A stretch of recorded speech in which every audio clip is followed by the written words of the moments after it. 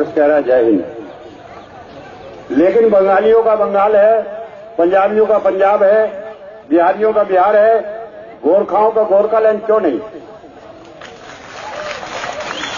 तो जब सब लोग जय हिंद का नारा लगा रहे हैं और भारतवर्ष में जब आजादी हुई तो 6-7 राज्य थे, उसके बाद 29 राज्य बन गए, जबकि गोरखालैंड ने भारतवर्ष का आजादी के टाइम में भी बहुत बड़ा योगदान है। तो पहले ही इनका राज्य बना देना चाहिए था और जितने भी पहाड़ी क्षेत्र है सबके राज्य बन गए। तो भाइयों बहनों, मैं एक बात आपसे कहना चाहता हूं कि जो ये जहां जंतर मंतर पर आप बैठे हैं, ये धरती ऐसी है कि इसको शर्म आवश्य ना, इसको शर्म नहीं आती। ये पड़ी हुई धरती है, ये सरकार ने बढ़ा के यहां लोगों को बैठाया हुआ। कुछ लोग कितने दिन से बैठे, 2-2 साल 3-3 साल से बैठे हैं, कोई सुनवाई नहीं। इसलिए इस आंदोलन का कुछ रुख बदलना होगा। ये धरती पड़ी हुई है, यहां पर आंदोलन करने से कुछ नहीं होगा। ये आंदोलन की दिशा बदलनी होगी।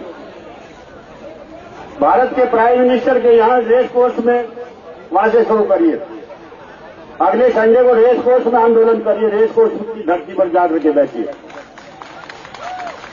आप लोग दिल्ली से कितने आदमी आए, हाथ उठाइए। सभी लोग दिल्ली से आए हैं। और ये एक राजनीतिक जो मुद्दा है, ये पूरे भारतवर्ष में आज छाया हुआ है। पूरा भारतवर्ष ये चाहता है कि गोरखालैंड को उसकी आइडेंटिफिकेशन मिलनी चाहिए। कल भी हमने एक मीटिंग की विठल भाई पटेल हाउस में, उसमें कई राज्यों को बुलाया गया, यूपी से बहुत से लीडर्स आए, कर्नल सुधीर जी यहां बैठे हैं, और आज दावा पाखरीन जी को भी बुलाया गया। सबने एक मत होकर के ये कहा कि गोरखालैंड पहला हमारा उद्देश्य है, गोरखालैंड बनना चाहिए। तो ये नेशनल मुद्दा बन चुका है। और मैं आप लोगों से एक और बात शेयर करना चाहता हूं कि जो आप पड़ोस में जहां दिल्ली में रहते हैं, अपने पड़ोसी को बताइए कि आप हमारा समर्थन कीजिए, चलिए जंतर मंतर। जितने भी आप दिल्ली के हाथ उतारे, अपने पड़ोसी एक आदमी को अगले संडे में लेके आएंगे। मैं भी कुछ आदमियों को लेकर के अगले संडे को आऊंगा। और जो ये आपका जो आंदोलन है, ये दूसरी जगह से शुरू हो, आप करना होगा। यहां पर बैठे बैठे बहुत दिन हो गए। अभी 25 अप्रैल को मैं दार्जिलिंग में गया था, आपने देखा होगा, अखबारों में, सब में अखबारों में निकला है। तो मैंने वहां एक बात कही थी कि ममता बनर्जी जो है बंगालियों को यहां बसा के आपको माइनॉरिटी कर रही है। जिस तरीके से आप देख रहे हैं कि त्रिपुरा में, जो त्रिपुरा का आदिवासी है वो माइनॉरिटी में आ गया, तो जब आप माइनॉरिटी में आ जाएंगे तो आपका ये उद्देश्य ही खत्म हो जाएगा। इसलिए मैंने कहा था कि जो बंगाली है उनको मारो और जो बच जाए गले लगा लो। तो तब से ये आंदोलन आपका शुरू हो गया। आपने पढ़ा था वो, तब से आपका आंदोलन शुरू हो गया। सुभाष सिंह मेरे बहुत अच्छे दोस्त थे, और अभी ने एक ये फेडरेशन बनाई थी, फेडरेशन फॉर न्यू स्टेट, जिसमें दावा पाखरीन है। बंगाली सरकार ने दावा पाखरीन का घर तक फूंक दिया और ये दर बदर घूमते रहे, मेरे पास भी आए, और ये अपना घर छोड़ करके दूसरी जगह रहने लगे। अभी कुछ दिन पहले मैं जब दार्जिलिंग में गया, कालीपोंग भी गया, कालीपोंग में हमने एक सभा की। कालीपोंग में इनकी बीवी से मैंने पूछा, पहले मैं गया था, काफी गहने वहने पहन रखे थे, तो ऐसी वीरांगना है, दावा पाखरीन को कहा आप लड़ो, जब तक आप गोरखालैंड नहीं बनाएंगे मैं सोना चांदी नहीं पहनूंगा। अपने सारे गहने आंदोलन के लिए इसको दे दिया। और इनके 2 लड़के हैं, वो भी मैंने देखे हैं, सारी तनख्वाह ला करके इनको देते हैं। लेकिन फिर भी देखो, दिल्ली, आपका कलकत्ता और हमारी सारी मीटिंगों में ये आदमी आता है। तो इस तरह के आंदोलनकारी आपके पास हैं। गोरखालैंड जरूर बनेगा। मेरा पैर जहां पड़ जाता है वो लैंड बन जाती है।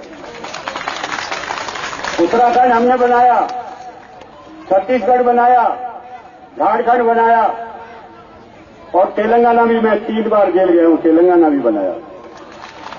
जॉर्ज फर्नांडीज हमारे कन्वीनर थे उस पार्टी, उसमें मैं पार्लियामेंट्री कमेटी का इसका मेंबर था। तो आप ये निश्चित मान लीजिए कि गोरखालैंड बनेगा।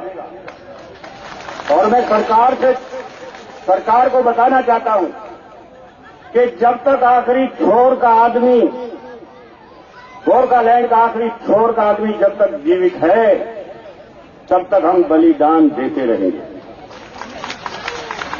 आज 1300 आदमियों का बलिदान गोरखालैंड में हो चुका है। और इस सरकार को कितने आदमी चाहिए? सरकार बताए कि हमको और आदमी चाहिए, 1000 आदमी चाहिए, 2000 आदमी चाहिए। तो गोरखा क्षत्रिय है, वो आदमी आराम से दे देंगे कि लो भाई, हम मर रहे हैं, हमको मार दीजिए और गोरखालैंड बढ़ा दीजिए। आज गोरखालैंड में इतनी बुरी हालत है और वहां पर सरकार, बंगाल सरकार जो जुल्म ढा रही है, वो मैंने देखा है। इस तरह का जुल्म अंग्रेजों ने भी कभी नहीं ढाया। सरेआम वहां गोलियां चल रही हैं, लोगों की रोजी रोटी छिन गई है। तो ये सरकार क्या मुंह देख रही है, क्या चाहती है? सरकार को गोरखालैंड बना देना चाहिए, लेकिन सरकार जब ही बनाएगी जब इसके घरों में, सुभाष किशन कहते थे अगर राज चाहिए तो इनका चूल्हा बंद कर दो, इनके चूल्हे में घुस जाओ, तब इनका चूल्हा नहीं जलेगा, तब आपको राज मिलेगा। तो इनका चूल्हा है प्राइम मिनिस्टर, रेस कोर्स में रहते हैं। अगले संडे को वहां आंदोलन करिए, कौन कौन आएगा? मैं तो 9 बजे आकर के वहां बैठ जाऊंगा। आप आइए, जब तक यहां बैठे रहेंगे, ये तो इन्होंने चारों तरफ से घेर करके ये बनाई हुई है कि यहां बैठे रहो, और जब तक आप बैठे रहेंगे, आप बैठे रहो, इनका कुछ यहां जाता ही नहीं।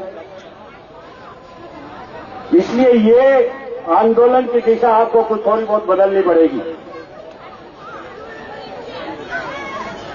बहुत आदमी इसमें मारा जा चुका है। गोरखों का इतिहास सबको पता है, उसको बताने की जरूरत नहीं है।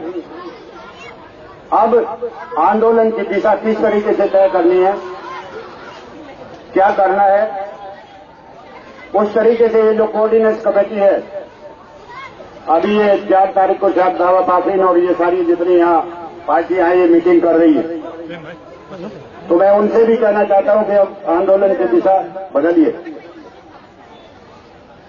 महेंद्र सिंह टिकैत ने यह आंदोलन किया था, लाखों आदमी महेंद्र सिंह टिकैत का इधर आया। जब उसकी बात को नहीं माना तो देखिए उन्होंने क्या किया। जितनी कोठियां तैनात पुलिस में है, सबके दरवाजे आगे शौचालय बना दिया।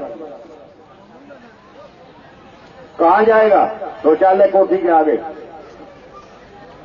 तो जो मांग थी महेंद्र सिंह टिकैत की, वो सरकार को माननी पड़ी। इसलिए इनका घेराव कीजिए, इनका घेराव करना पड़ेगा। जब इनकी कोठियों का घेराव होगा तब ये गोरखालैंड की बात करेंगे। आप ये देखिए, यहां अन्ना हजारे का आंदोलन चला, अन्ना हजारे ने भी इस आंदोलन को बदला और वहां चला गया, और आज तक लोकपाल नहीं बना। इतना बड़ा आंदोलन यहां किया लेकिन कुछ नहीं हुआ। सरकार बदल गई, केजरीवाल दिल्ली में सरकार बना गए, लेकिन जिस बात के लिए आंदोलन हुआ वो नहीं बना। इसलिए भाइयों और बहनों, मैं यही आपसे कहना चाहता हूं कि इस लड़ाई को अब बंद नहीं होना है और आखिरी दम तक ये लड़ाई लड़ी जानी है। और जब तक गोरखालैंड नहीं बनेगा, जितनी आहुति सरकार को चाहिए वो देंगे। फेडरेशन फॉर न्यू स्टेट जो अलग अलग राज्यों में, वो सारे राज्य जितने भी वहां राज्यों के पदाधिकारी हैं, उन्होंने कहा है कि पहले गोरखालैंड बनना चाहिए। हमने ये अपनी फेडरेशन में ये प्रस्ताव पास किया है कि पहले गोरखालैंड, उसके बाद दूसरा कोई। इसी तरीके से हमने पहले कहा था कि तेलंगाना बनना चाहिए, तो तेलंगाना बन गया। पीछे दावा पाखरीन के साथ है, गृह मंत्री से हम लोग मिले थे, तो जब गृह मंत्री से इस बात की बात आई तो उसने कहा नहीं, अभी हम बात करेंगे, सोचेंगे, समझेंगे, तो डोल मोल जवाब दिया। तो अभी इनके पास जवाब नहीं है, तो इनको कुछ और सख्ती से इसके साथ निपटना पड़ेगा। और भारतवर्ष की जनता देख रही है कि गोरखालैंड बनना चाहिए, और आप लोगों से भी मैं आह्वान करता हूं अपने पड़ोसी को अगली बार जरूर लाइए, क्योंकि ये नेशनल मुद्दा बनेगा। जब तक हर आदमी, हर तरह का आदमी इस आंदोलन में आएगा, इसी तरीके से हमने तेलंगाना में किया। तेलंगाना में हम पूरे देश में घूमे, पूरे देश का आदमी, पूरे देश का MP MLA उस बात को कहने लगा कि तेलंगाना बनना चाहिए।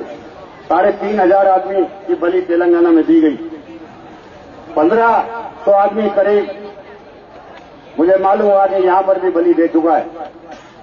इसलिए भाइयों बहनों, यहां पर कोई, इनको और थोड़ा खींचना पड़ेगा, और जब तक इनकी कोठियों के सामने इनका घिराव नहीं होगा, तब ये पार्लियामेंट में कोई बात उठाने वाले नहीं है। एक अभी एनसीपी का आदमी कह रहा था, मैं कल एनसीपी के सामने ही बैठ जाता हूं कोठी पे, आप भी 10 बीस आ जाना, उसके MP पार्लियामेंट में एक बिल ले आए। ये झूठ-मूठ नेता आकर के झूठ-मूठ की बातें करते हैं। कोई भी MP आज पार्लियामेंट में गोरखालैंड के ऊपर बिल लाने को तैयार नहीं है। अगर कोई प्राइवेट बिल भी आ जाए तो हम देखें कौन कौन उसको समर्थन करता है। इसलिए आपका जो MP है उसका पहले घिराव कीजिए, उसको कहिए पार्लियामेंट में बिल लाइए, तब हम आपके घर को छोड़ेंगे। यहां जंतर मंतर पर कुछ होने वाला नहीं है।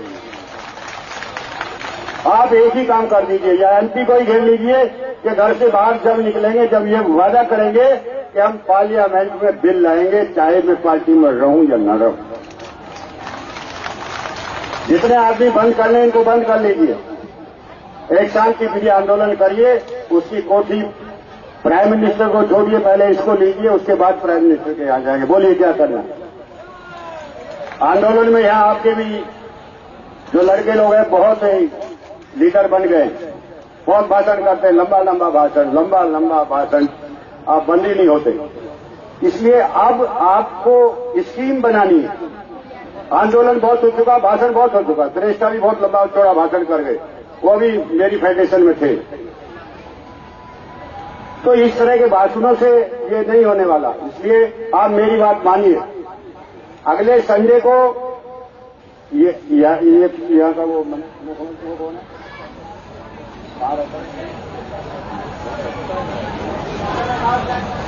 है, गुरुद्वारा रकाबगंज रोड पे रहता है, 8 नंबर कोठी है।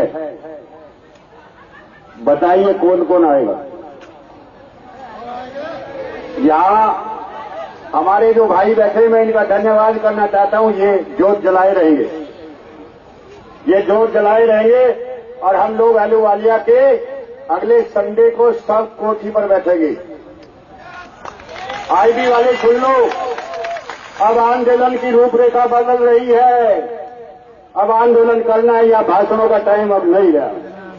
बहुत भाषण हो चुका, बहुत क्रांतिकारी भाषण हो गए, बहुत नौजवान भाषण कर गए, बहुत नेता बन गए। टाइम है, आप करीब कितने बजे का टाइम रखा जाए भाई? आप ही टाइम बताइए। 10 बजे से वहां पर शुरू करेंगे।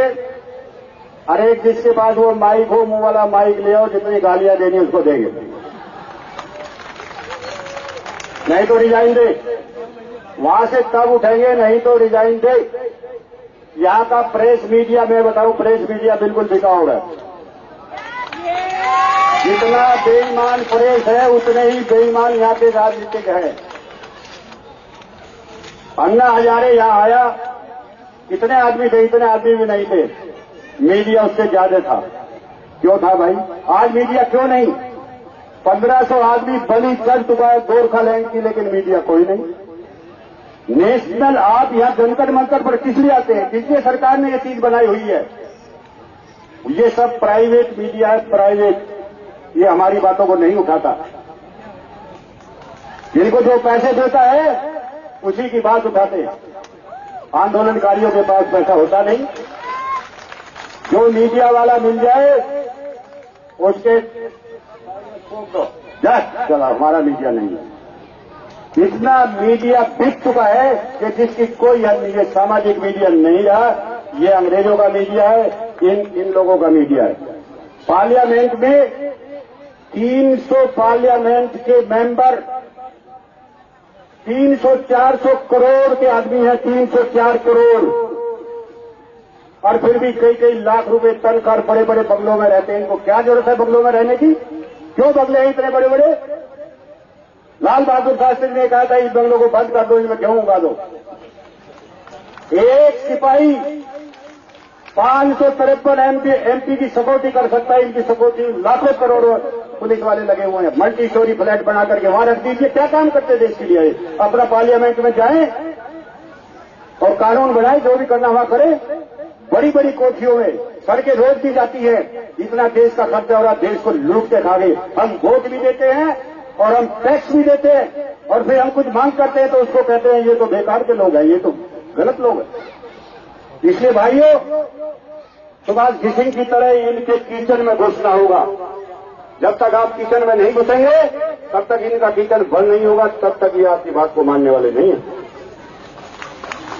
इसलिए जो यहां आंदोलन करे यहां रहे, और जो अपनी छाती सीना तान के जो यहां बड़ा बड़ा लेक्चर देते हैं, लेक्चर प्रेस्टर जैसे, और 2-4 आए, वो मैं देखता हूं वहां कितना लेक्चर देते हैं, कितना डांस करते हैं। आलूवालिया की कोठी में जाना है, सीबीआई वाले या वही सुन रहे हो तो अगला जो है हमला आलूवाल की कोठी पे होगा, या तो वह सीमा देंगे या पार्लियामेंट में हमारा बिल लाएंगे। बहुत हो गया आंदोलन, ये बहुत डांस तमाशा ड्रामा बहुत हो गया। और जितनी पार्टी भी यहां है जो गोरखालैंड में है, वो सब 4 तारीख को उनकी मीटिंग हो रही है। मैं उनसे भी कहना चाहता हूं कि आलूवालिया की कोठी पर आए। मीटिंग करने से ऐसे कुछ नहीं होगा। मीटिंग करी सब एक हो जाओ, सब एक हो जाओ, सब एक ही है। यहां बैठे जंतर मंतर पे कोई भी नहीं आया, ना कोई प्रेस वाला आया, ना कोई दूसरा आया। इसलिए जो जो वहां आएंगे हाथ खड़ा करें, और जिसको यहां भाषण देना वो यहां भाषण देता रहे। यहां कोई नहीं आया, यहां जितने आदमी बैठे इनके समर्थन में जितने आने उतने आएंगे। और आलूवालिया की कोठी में अगले संडे को हमला होगा। जय गोरखालैंड, जय गोरखालैंड, जंतर मंतर माता मुर्दाबाद, जंतर मंतर माता मुर्दाबाद। ये काली माता है, ये पड़ी हुई माता है, यहाँ कुछ जरूरत नहीं आने की। वहीं चलो। जय बुंदेलखंड, जय गोरखालैंड, जय हरित प्रदेश, जय पूर्वांचल। सारे लोग जय विदर्भ, सारे लोग आपके साथ हैं। और पहले गोरखालैंड बनेगा, उसके बाद ही दूसरे प्रदेश की बात की जाएगी। जय गोरखालैंड। धन्यवाद। अब बाबा तोमर सिंह को बहुत बहुत शुक्रिया। उन्होंने जिस तरीके से हमें गाइडलाइन बताया।